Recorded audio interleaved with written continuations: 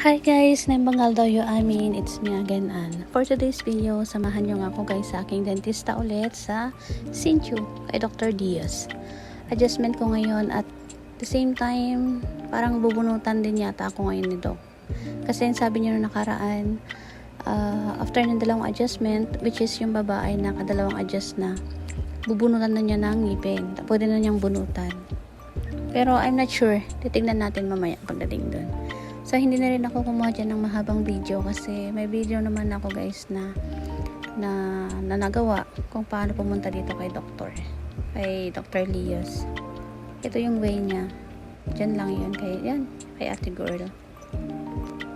Ayan. Dyan na yun. So, ayan na nga. It's a bad news guys. Hindi po ako na-adjustan ngayong araw kasi nakalimutan ko ito. Yan. Yung aking dental card. No card, no adjust. Ang sabi ni kuyang staff.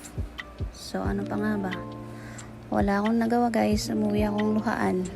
Ay, hindi pala guys. Hindi pala luhaan. Kasi, nalibre pala ako dyan. Nilibre ako ng aking boyfriend. Pinuntahan niya ako sa Chongli nung pagbalik ko. So, feeling ko ngayon guys, ang Napolis parang sale siya. Hindi ako sigurado parang lang.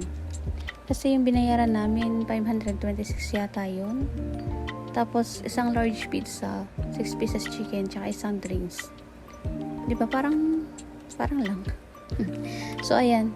Kinain ko na nga lang guys ng pizza ng bonggang-bongga yung aking pagka-disappointment sa aking sarili. Wanin. Kumabawin nga talaga ng tiyon guys.